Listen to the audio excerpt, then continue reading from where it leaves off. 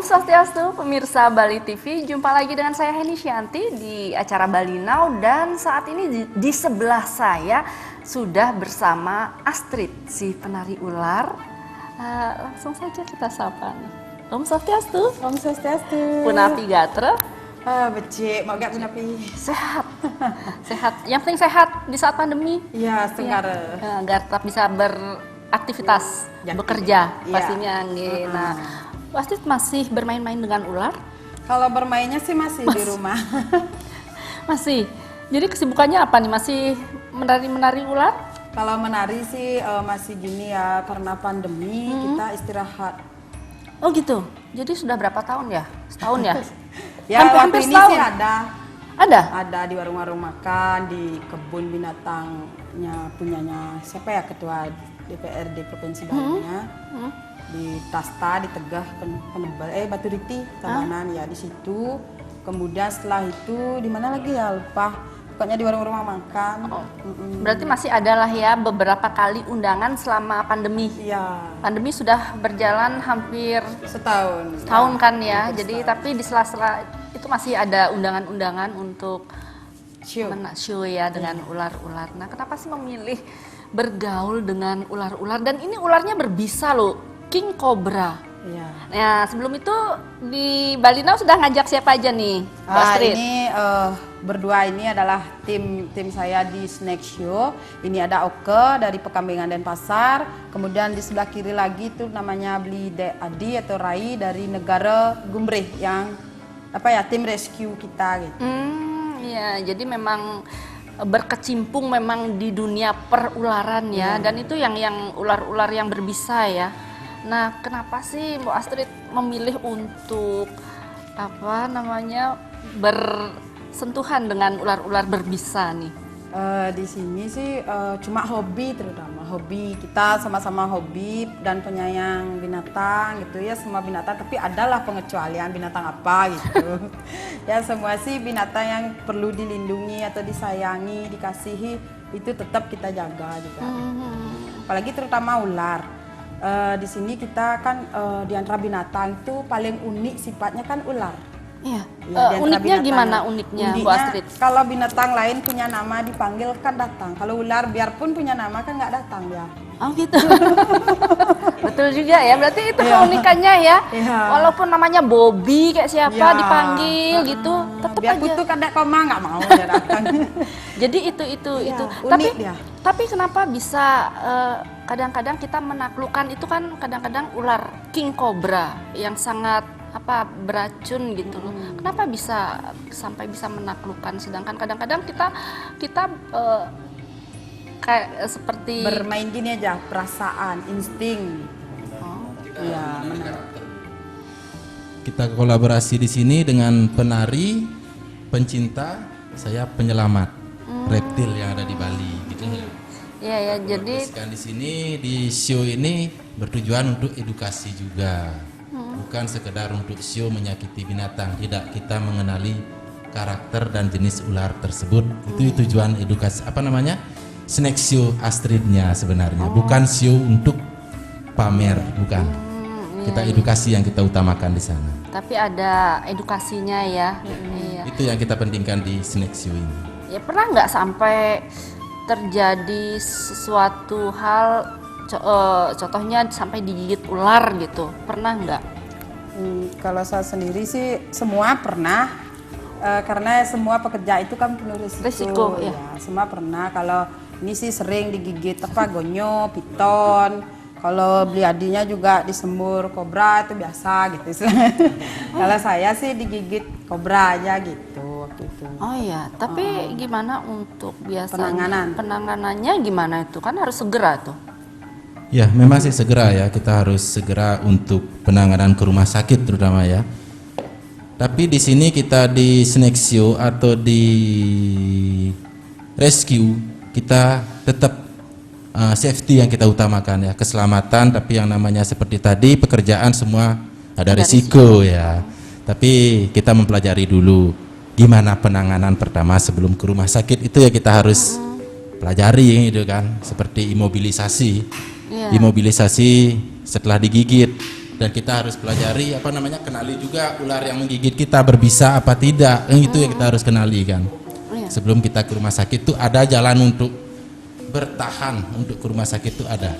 Oh, berarti ada beberapa waktu Ya, lah untuk waktu menahan untuk agar bertahan tidak. dengan istilahnya yang kita lakukan kalau dengan tepat cukup untuk bertahan kita ke rumah sakit walaupun dengan gigitan king cobra.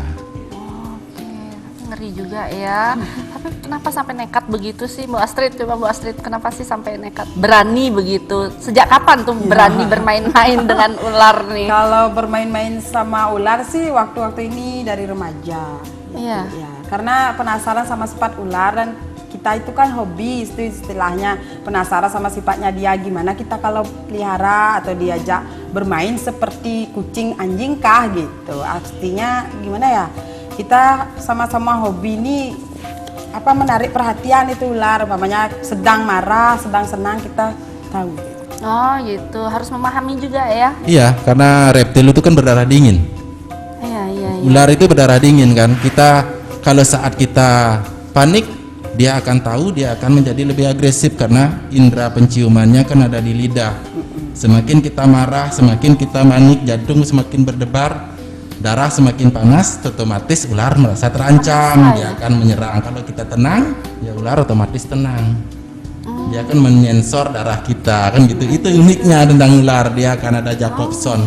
Berarti intinya kita harus tenang menghadapi ular ya. Iya, kalau bisa. Iya, kalau bisa ya. Tapi itu kan memang harus Saat terlatih ya. digigit pun harus tenang sebenarnya. Oh iya. Bila perlu saat digigit tuh nyanyi-nyanyi aja. Oh gitu ya. Nah, jadi tidak boleh panik dia. Jadi semakin panik, detak jantung semakin cepat, racun semakin cepat ke jantung. Oh gitu. Jadi Jadi harus tenang. tetap harus tenang ya. Sebisa mungkin harus tenang. Iya. Justru semakin panik, debaran jantung kita kan itu yang jadi lebih mempercepat aliran. Jadi Memacu. nyawa lebih terancam. Oh gitu Makanya itu imobilisasi yang terpenting, seperti patah tulang itu. ya. Semakin banyak bergerak, semakin cepat peradiran darah ke jantung. Kita semakin tenang, Diam. makanya karena bisa itu tidak di pembuluh darah, dia di kelenjar getah bening. Oh, oke. Di sana dia akan istilahnya fase lokal. Kita harus tahan itu. Fase lokal biar tidak menyebar, kita harus imobilisasi. Itu bisa bertahan 4 sampai 3 jam untuk ke rumah sakit. Untuk rumah sakit. Semakin kita panik, semakin ditoreh, apalagi disedot itu jangan sama sekali. Justru itu Biasanya yang berbahaya. iya, paling berbahaya. Karena kalau kita ngisap, kita kan pasti ada gangguan Sariawan. di sariawan atau di mulut, kita hisap bisa itu akan cepat masuk ke saraf kita. Jadinya kita biarkan imobilisasi, dilakban, diperban. Jangan terlalu kencang. Tapi kita harus kenali jenis ular yang menggigit itu poinnya, karena bisa ular itu kan berbeda-beda. Iya. Jenis ular yang menggigit racunnya juga beda. Itu yang harus kita pelajari. Oke, pokoknya intinya harus tenang ya. Iya. Kita berhadapan dengan ular saat kita digigit begitu. Iya, kita lanjut di segmen kedua. Jangan kemana-mana, tetap di Bali Now. Baik pemirsa, masih di Bali Now dan kita masih bahas tentang ular-ular. Nah nih Mbak Astrid dan beli siapa? Aduh saya Beli Adi, beli Oko. Beli Oke dan Beli Adi ini sedang viral nih di medsos bahwa sekarang tuh kok semakin banyak ya ular-ular pada nyasar ke rumah-rumah masyarakat, ke rumah warga begitu, dan dengar-dengar juga banyak telur king cobra ya.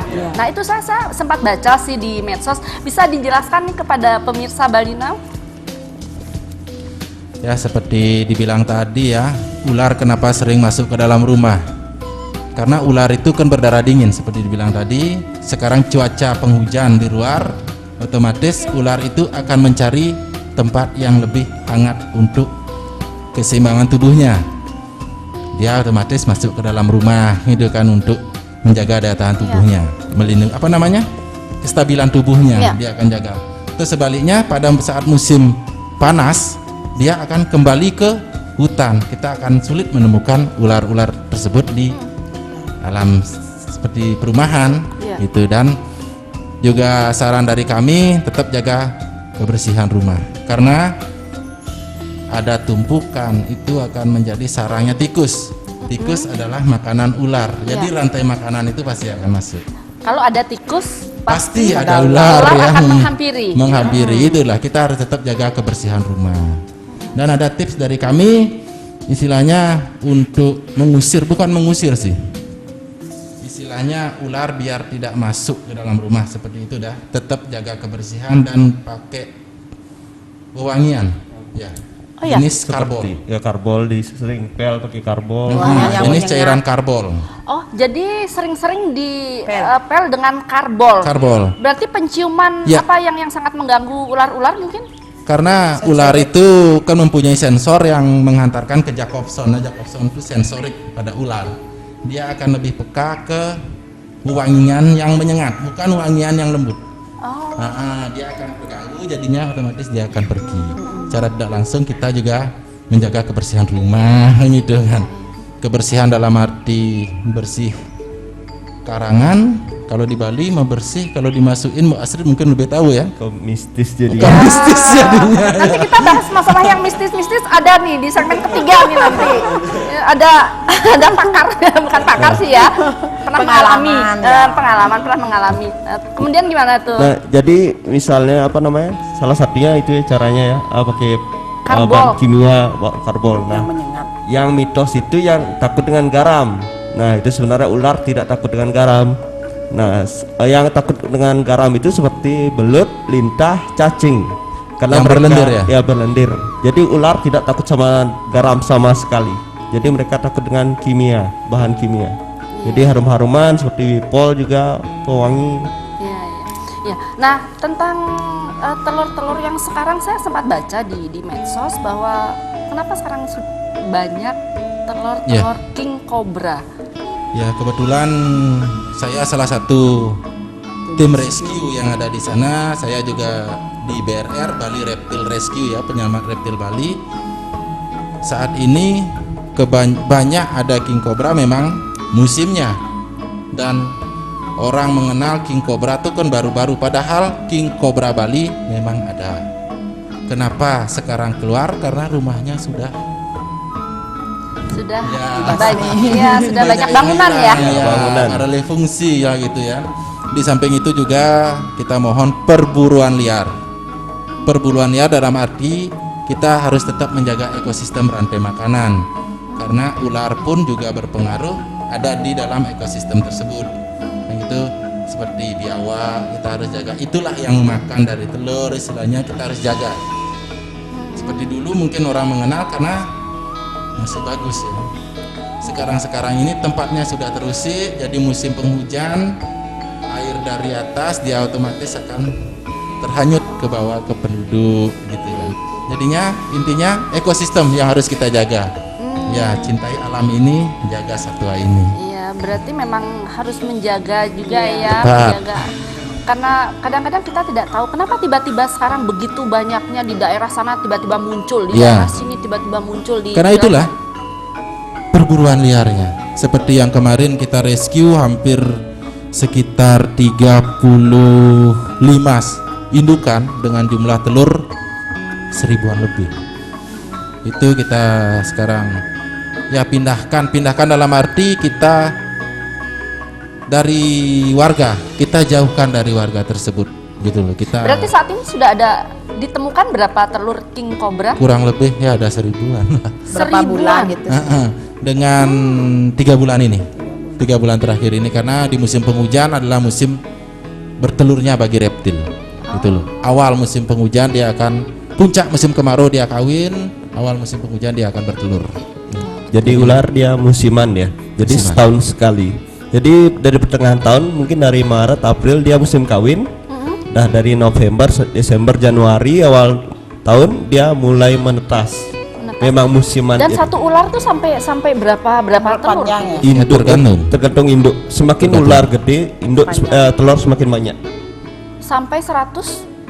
Tergantung Ular Sampai- paling banyak 60-an. 60-an. 60-an butir. Kalau Nah, itulah harus kita jaga ya. Kalau manusia adalah 1-2 gitu. Jadi memang betul-betul ini ya. Iya, banyak jadi banget memang musimnya dia berkembang biak juga. berkembang biak. Karena di samping itu saya juga sambil mendalami juga menternak di rumah. Oh ya, yang king cobranya. Tapi kalau Bukan, untuk saya king cobra ular tidak. piton ya. Oh, King cobra king kita ada cobra. pernah. Kalau beli oka Ular piton. Piton. Piton. Ya. Saya penyelamat istilahnya untuk king cobra. Kita jauhkan dari yang sangat jauh dari pemukiman warga gitu loh, kita akan selamatkan. Karena Tapi apa? kebanyakan dari telur-telur yang kita selamatkan itu dari 1000 paling enggak sekitar 100 lah yang bisa kita Netas. tetaskan, karena kita nggak mungkin menginkubator untuk ya betul segitu banyaknya ya. dengan sebanyak itu. Yang penting warga yang tidak, karena ular itu sangat berbahaya kan, walaupun dia ada dalam ekosistem rantai makanan tapi juga sangat Tetap berbahaya. berbahaya. Nah, apakah kita membunuh ular nih dibenarkan saat nyawa kita ini terancam? Bisa saat nyawa kita terancam, ular itu bisa dibunuh, tapi dengan catatan setelah dibunuh tolonglah istilahnya dikubur atau dibakar. Iya. Karena biar tidak kita sembarang ular berbisa kita bunuh, kita lempar, ada orang lain yang menginjak, biar tidak seperti itu. Tetap Jadinya ya. Tetap racunnya. walaupun dibunuh tuh bisa, tapi kudu Denpasar terutama pencinta penyelamat sudah banyak, boleh hubungi ke pecinta dewata reptil, banyak sekarang udah ada kan. Oh iya Jadi iya. untuk Selagi bisa menghubungi teman-teman atau komunitas reptil untuk bantu menangkap, ya kenapa tidak, daripada kita membunuh ya. Tapi kalau memang sudah sangat terancam, ya mau gimana lagi? Mau gimana lagi ya, nyawa lebih utama ya. Iya, Ya, tapi terutama Denpasar pasti banyak yang mau Iya. menolong. Oke, ya baik, kita jeda saat ya. Baik pemirsa, kita jeda saat, kembali lagi setelah iklan. Jangan kemana-mana, tetap di Bali Now. Baik pemirsa, Bali Now masih bersama Mbak Astrid nih, Beli Oka dan Beli Adi ya. Ini aku masih penasaran nih, kan banyak orang bilang bahwa ular itu tidak bisa mati karena berganti kulit. Ya, jadi sebetulnya gimana sih? kalau dibilang mati bisa, karena dia mempunyai Bernyawa juga. Selama masih di Bisa. dunia tidak ada yang Ya. kekal ya. Ya. Tapi umurnya memang panjang. Ular itu memang panjang, yang menyebabkan kematian itu kadang-kadang kan di alam. Dia minum, jadi bakteri ada di dalam tubuhnya, itu penyebab. Kalau umurnya memang panjang untuk ular karena pergantian kulitnya itu tidak ada istilahnya tua gini, itu tidak ada. Dia bisa mati, bisa. Iya. Saya bilang bisa mati itu pasti bisa. Iya. Kayak itu pembunuhnya, kadang-kadang kita sering meneliti di rumah itu ada cacing di dalam mulutnya, sariawan pun bisa, Bila bisa. pilek pun bisa. Pilek juga Ya. bisa ya. Jadi kalau musim hujan, kalau peliharaan ya di kandangnya diisiin lampu biar hangat. Ah, Iya. berarti manja juga ya. Berarti bisa flu juga. Bisa. Jadi memang penanganannya nggak bisa kalau yang memang dipelihara ya. Berarti memang penanganannya tuh harus benar-benar telaten. Direndam Ya. kan pakai air apa? Direndam. Biasanya pakai air sirih ya. Rebusan Air air daun sirih biasanya kalau dia lagi pilek sariawan. Oh gitu. Ya. Oh berarti memang benar-benar manja banget Ya, ya. untuk minum kadang-kadang kita caci obat cacing, kita kasih. Oh, obat cacing juga.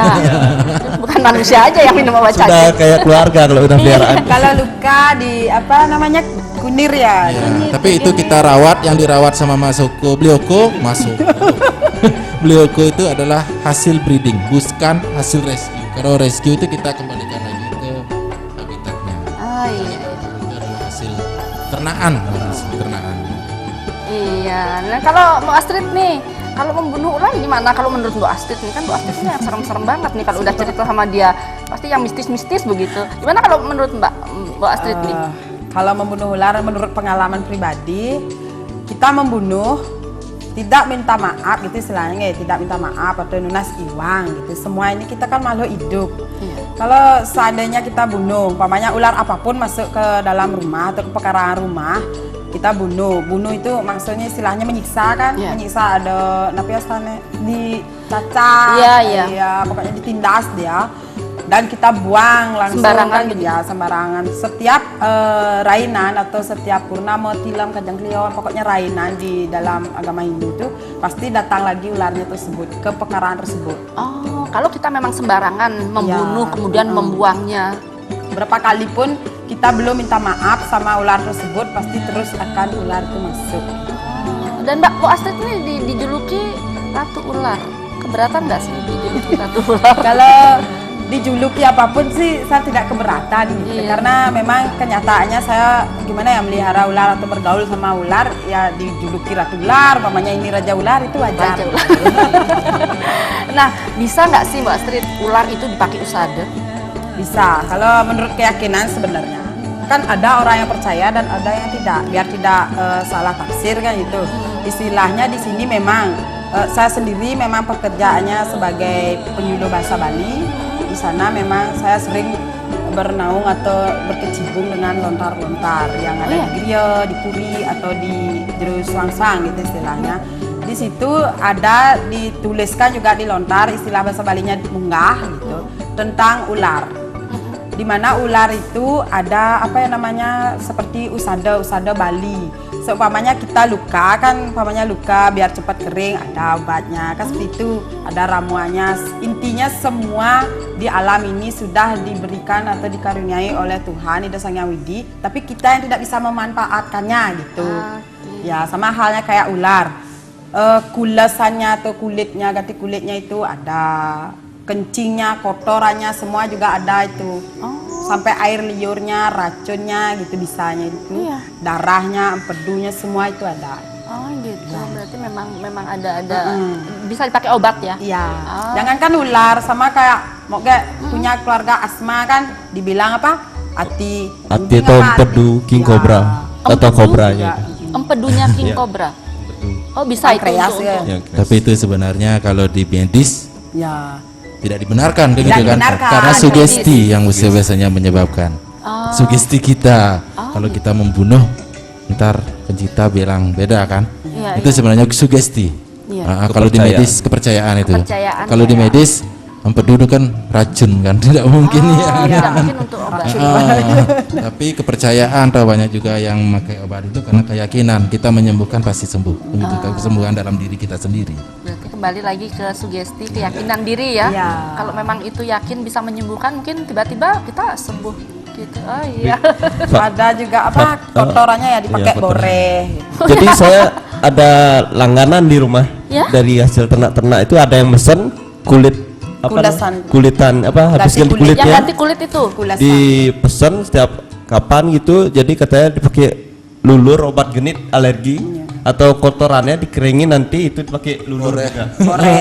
Boreh. Untuk boreh. Iya, jadi emang biasa ya? nyata emang ada yang mesen juga itu. Karena kotoran ular itu yang putih-putih itu kan tulang kan, jadi saat kapur. Kalau diilmiahkan seperti itu, tapi ada yang Diyakini sembuh. seperti itu ya. Jadi, oke, berarti memang dari kotorannya, dari Semuanya dari ujung memang. kalau diyakini memang bisa sebagai usada ya. Iya. Jadi kepercayaan dari orang-orang Leluhur dulu ya, gitu leluhur ya. dari- Leluhur Bisa kita pakai yang obat. meneruskan, tapi istilahnya kita yang belum sangat memahami tersebut gitu.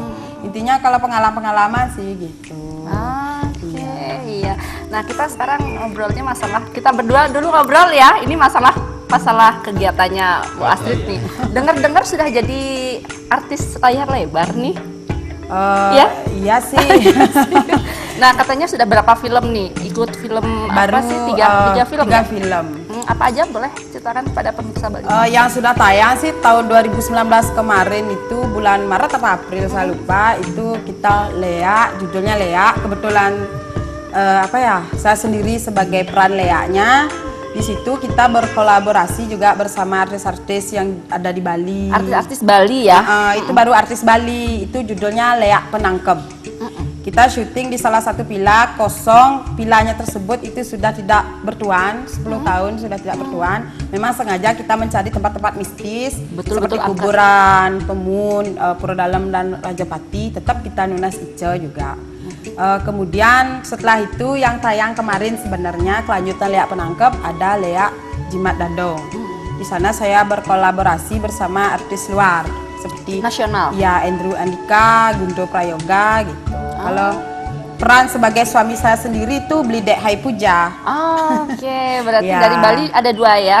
Banyak sih, Galuh Banyak. Bilen, Yeshi Diana. Oke. Ya. Oh iya, berarti banyak yang dari Bali juga artis nasional. Iya. Nah, kenapa nih memilih Mbak Astrid Ya. sebagai Lea ya? Ya, Mbak Astrid sebagai Lea. Ya, itu dah jawaban yang paling susah. Sebenarnya dari dulu banyak yang nanya kok yang jadi peran Lea itu pendek. Enggak ya kayak orang-orang bilang kan tinggi besar gitu baru cocok jadi Lea kan gitu. Intinya di sini sutradara juga mempercayai saya sendiri. Pertama karena memang saya sendiri tidak pernah melihat sesuatu apapun di hal gaib tersebut. Kalau belum pernah mengalami? belum pernah sama sekali sampai sekarang. Walaupun saya ditaruh di atas pemun, habis orang mati atau gimana, tetap saya tidak melihat apapun. Iya.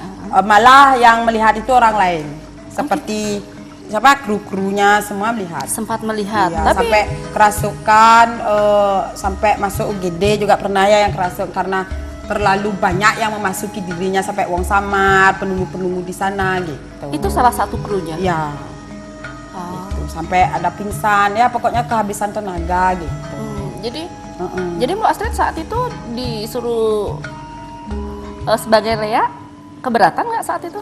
Tidak sama sekali karena saya percaya Tuhan yang selalu melindungi. Iya, betul juga. Karena iya. belum pernah melihat sama sekali gimana itu wujud Lea, dibilang sama orang-orang itu apa ya, dibilang ada apa ya, bojong Iya. atau cicing berung atau apalah gitu. Saya memang nggak pernah, belum pernah gitu istilahnya. Sampai saat ini gitu. Sampai pernah ada salah satu juru balian, juru mangku itu membuka aura biar saya melihat katanya gitu. Tetapi sama sekali memang tidak pernah melihat sampai sekarang. Tidak pernah Iya. melihat. Kesulitan nggak karena belum pernah melihat Ya sih, hal semacam penasaran. itu?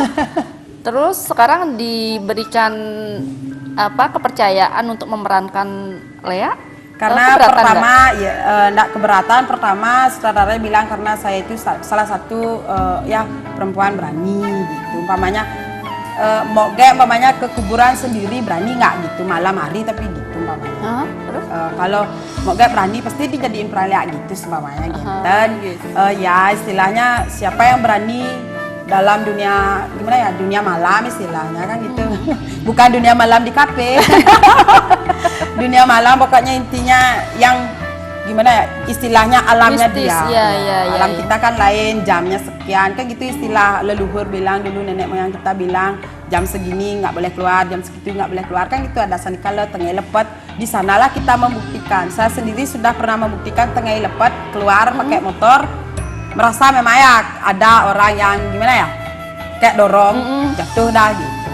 Itu memang salah satu contoh, apalagi Kajang Klion. Anak-anak kecil mamanya di pekarangan rumah aja kan, paling ikut dia bermain gitu. Orang-orang leluhur bilang. Tapi karena saya tidak pernah melihat, cuma mengalami pernah gitu, pakai Oke. didorong dengan gitu. Tapi melihat tidak. Melihat tidak. Apakah Mbok Ge penekun spiritual mungkin? Kalau penekun spiritual sih tidak, cuma dijuluki. Kenapa begitu? Karena gimana sering kemarin-kemarin itu dari remaja, umpamanya apapun yang saya omongin itu kenyataan, dari situ dah semua bilang, saya dibilang apa ya, kalau bahasa Bali bahasa kasarnya ini bungut lipi digituin saya. Jangan berbungut lipi mangan digituin orang-orang. Ya dari saya SMP, SMA gitu sampai kuliah, makanya kalau orang yang bertengkar sama saya atau yang pokoknya nggak cocok, nggak berani dia deket gitu. Tanpa disadari ucapannya mangan gitu ya. Iya. Hati-hati aja, saya nggak berani juga. Itu kan cuma orang ya. Iya, tapi nggak menyadari ya, Iya. Mbak Astrid ya. Ya, oke, baiklah, kita jeda saat pemirsa. Nanti kita masih membicarakan hal-hal yang seru-seru ya di segmen keempat. Jangan kemana-mana, tetap di Bali Now.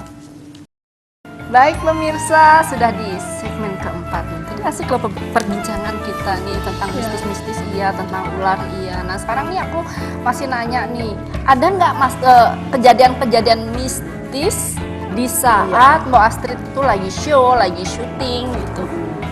Pasti ada ya, semua kejadian itu pasti ada. Kalau pas saat show ya, pertama saat show itu saya juga tidak melihat, tidak merasakan gimana waktu roadshow, waktu sama Oka waktu itu. Roadshow ulang tahun Kota Tabanan, dimana saat itu ada orang spiritual di depan, saat kita show, dipanggil, saya di belakang panggung, dibilang, nenek itu siapa? Kan itu yang melihat itu kan salah, maksudnya orang-orang tertentu aja gitu. Itu saat itu siapa ya, juru mangku. Siapa itu nenek itu? Nggak tahu, orang nggak ada nenek kan gitu saya bilang. Itu siapa sih sebenarnya? Boleh nggak saya kenalan gitu jeronya itu. Akhirnya saya bilang silakan, Rarisen jero kan gitu saya bilang. Akhirnya itu kejadian pertama. Saya kan memang nggak percaya karena nggak lihat, nggak merasakan juga. Akhirnya roadshow selanjutnya sudah sama Bliadi juga waktu itu gabung. Terus berlanjut, setiap di kecamatan itu pasti ada salah satu orang spiritual ya yang menjaga mungkin acara tersebut biar aman gitu, biar lancar. Di rumahku tersebut juga pas saat sembahyang sebelum nari mepekiling di pinggir di sana itu bilang juga gitu, dadong dong, jangan ngajak dadong jangan sampun mati gitu. Saya jawab akhirnya, nggak, itu penjaga kamu ya. Istilahnya banyak orang melihat seperti itu, tapi saya tidak pernah melihat atau merasakan. Gitu. Orang lain yang melihat ya? Iya, sampai waktu nari di Lombok, ada juga juru balian juga bilang seperti itu gitu. Akhirnya saya gini penasaran, sampai sekarang penasaran. Kemudian waktu syuting film Lea dan Dewi Durga, itu kejadiannya paling sangat gimana ya, menantang itu pas syuting Dewi Durga di kuburan di mana namanya itu ya, di Singaraja. Di Singaraja itu di Beji, kita di sini kan Beji, kemudian kuburan Rajapati dan dalam. Kita syutingnya di Beji dan di Pemun di dalam Rajapati nih ke banyak kan di sana juru bendesa, juru mangku dalam Rajapati semua mengawasi kita, menjaga kita gitu. Tetap kita mepekiling, mepejati dan lain-lain. Akhirnya kejadian tersebut istilahnya banyak penonton atau siapa di daerah sana itu gimana ya, di areal kita syuting itu banyak yang kerauhan. Kemudian juru mangku bilang karena pas kita syuting Kajang Klion dan tadinya itu ada orang yang dikubur, baru orang yang meninggal. Memang kita sengaja mencari momen tersebut pas ada orang meninggal dan rainan Kajang Klion. Pokoknya banyak kejadian tersebut sampai ke kereb rangde yang kita pakai piranti itu di atas pohon pohon pisang gitu. Tiba-tiba di atas? Ya, baru kita turun segahan kembali lagi ke randenya gitu. Sampai ke segitunya ya? Gitu, ya. Ya, tapi merasa takut nggak Bu Astrid? Kalau saya sendiri sih nggak takut, istilahnya apa menditakuti gitu. Kita istilahnya ada candaan di sana, di alam sana sama di alam kita kan memang berbeda. Pamannya Beda dia dimensi. pingin kenalan sama kita, gimana caranya dia kenalan, kita juga gimana sebaiknya. Makanya di Beji Ngasih kode gitu kali. ya, di Beji itu kan dibilang banyak anak-anak. Iya. Coba aturin permen dan lain-lain, baru diaturin permen. Nanti aja udah hilang permennya gitu. Kasat mata udah permennya hilang, makanya hilang. Dari situ saya percaya, oh dia nonton kita gitu. Makanya kita juga minta tolong dong jaga kita biar Iya. selamat gitu. Jadi kita tidak mengganggu, mereka Ya. pun tidak mengganggu. Ya. Tetap kita permisi juga ya, Iya. dimanapun kita melakukan Iya. aktivitas gitu ya. Nah, ini sekarang nih Bu Astrid, ini kan lagi pandemi ya, sudah Ya. hampir setahun. Ada nggak nih dampak dari kegiatan-kegiatan Bu Astrid nih? Ada. Ya sangat Sangat ada ya sangat ada. Itu terutama kan kita show ini gimana ya, dulu 1 bulan kita 6 kali atau 8 kali, sekarang 1 kali pun nggak ada gitu ya. Jadi memang betul-betul kita disuruh istirahat, dan ular-ularnya mungkin juga disuruh istirahat mungkin. Makan selalu. Itu istirahat terus, makannya itu dah. Makannya yang nggak bisa istirahat ya, Nggak harus bisa diberi makan istirahat. terus. Nah, itu yang menjadi sebenarnya ancaman Ya. juga buat para yang pemelihara itu Iya. Ya. Jadi karena kita harus tetap memelihara mereka, makanan tetap tapi pekerjaan tidak ada. Itu yang sebenarnya membuat kita susah juga. Nah, apa nih pesan-pesan nih Bu Astrid, Bli Oka, Bli Adi, nih apa pesan-pesan kepada masyarakat nih agar tidak panik melihat ular? Ya, pesan dari saya ya pribadi untuk istilahnya ke ular. Pada prinsipnya seperti yang dibilang Bu Astrid tadi, kalau kita tidak mengganggu, dia tidak akan mengganggu. Pada prinsipnya ular itu akan takut pada manusia. Kalau kita tidak mengganggu dia, dia pasti akan kabur. Kalau kita ganggu, dia pasti akan menyerang. Itu pada prinsipnya pesan dari kita ya, untuk menghadapi seandainya bertemu dengan ular atau ular masuk ke dalam rumah. Usahakan jangan sampai memegang ular tersebut kalau belum mengenali jenis ular tersebut. Lebih baik kita panggil tim rescue atau yang lebih mengenal tentang ular untuk memindahkan ular tersebut. Jangan coba-coba untuk mengambil ular tersebut dengan tangan kosong, apalagi ya, kita harus menggunakan alat. Dan itu dah seperti dibilang tadi, pesannya tetap waspada, jaga kebersihan rumah, Dan pesan dari kita di Snack Show, cintai alam dengan melestarikan satwa. Itu Iya, pesan itu kita. yang penting ya. Iya. Iya. Kalau beli oka, apa nih Ki pesannya kepada masyarakat? Pesannya mungkin yaitu apa namanya, terutama untuk masuk rumah ularnya yaitu kebersihan. Tapi kalau rumah dekat dengan sawah, sungai, Nah. semak-semak, Tidak Itu bisa ya susah. netralisir. kita ibarat bertetangga Bertetangga. dengan dia. Sebagaimanapun kita caranya, dia tetap Masuk. bisa melintas. Ya, Lewat, tetap waspadalah intinya. Tapi kalau kita nemu di sawah atau di mana pas Biarkan. jalan, ya biarkan karena emang itu habitatnya. Iya, Iya. iya. Tiba-tiba kita kegigit gitu. Karena menginjak. Karena menginjak ya biasanya di sawah ya. Dan itu tergantung kembali ke jenis ularnya juga sih. Cara penanganannya beda-beda setiap ular. Oh, beda-beda ya? Setiap ular itu beda-beda. Ular itu menggigit pada saat dia terancam, itu aja sebenarnya ya. Kalau kita ke kebun, kalau ke apa, usahakanlah pakai sepatu atau pengaman untuk diri Topi. kita ya. Untuk gini biasanya itu yang menyebabkan.